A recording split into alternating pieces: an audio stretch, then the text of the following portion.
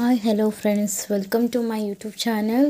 ಇವತ್ತು ಉಳಿದಿರೋ ಅಕ್ಕಿ ಹಿಟ್ಟಿಂದ ದೋಸೆ ಹಿಟ್ಟಾದರೂ ಸರಿ, ಇಡ್ಲಿ ಹಿಟ್ಟಾದರೂ ಸರಿ, ಆದ್ದರಿಂದ ಸೂಪರಾಗಿ ಪಡ್ಡು ಹೇಗೆ ಮಾಡೋದು ಅಂತ ಮಸಾಲೆ ಪಡ್ಡುನ ನೋಡೋಣ ಬನ್ನಿ. ಟೇಸ್ಟ್ ಮಾತ್ರ ಸೂಪರಾಗಿರುತ್ತೆ, ಸ್ಪಾಂಜಿಯಾಗಿ. ನೀವು ಈ ಥರ ಮನೆಯಲ್ಲೇ ಮಾಡ್ಕೊಂಡು ತಿನ್ನಿ, ಸೂಪರಾಗಿರುತ್ತೆ. ಈವ್ನಿಂಗ್ ಸ್ನ್ಯಾಕ್ ಥರ. ಇವಾಗ ಅದಕ್ಕೆ ಏನೇನು ಬೇಕು ಅಂತ ನೋಡೋಣ.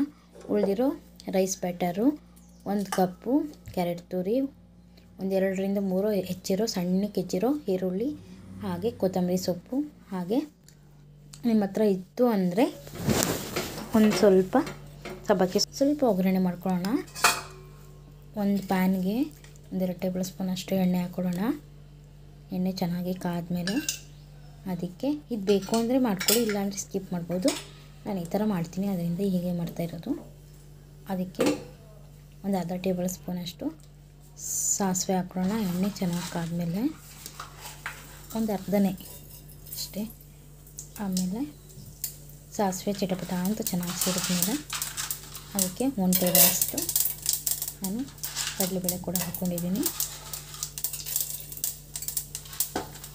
ಕಡಲೆಬೇಳೆ ಕೂಡ ಚೆನ್ನಾಗಿ ರೋಸ್ಟ್ ಆದಮೇಲೆ ಅದಕ್ಕೆ ಒಂದು ಸ್ವಲ್ಪ ಕೂಡ ಹಾಕ್ಕೊಂಡು ಚೆನ್ನಾಗಿ ಚಿಟಪಟ ಅಂತ ಸಿಡಿಸಿ ಸ್ಟವ್ ಆಫ್ ಮಾಡ್ಕೊಳ್ಳೋಣ.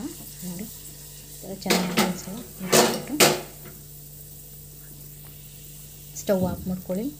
ಇವಾಗ ರೈಸ್ ಬ್ಯಾಟರ್ ತೊಗೊಂಡು ಅದಕ್ಕೆ 2 ಟೇಬಲ್ ಸ್ಪೂನಷ್ಟು ಸಣ್ಣ ರವೆ ಸೇರಿಸ್ಕೊಂಡಿದ್ದೀನಿ, ಅಥವಾ ಸೂಜಿ ರವೆ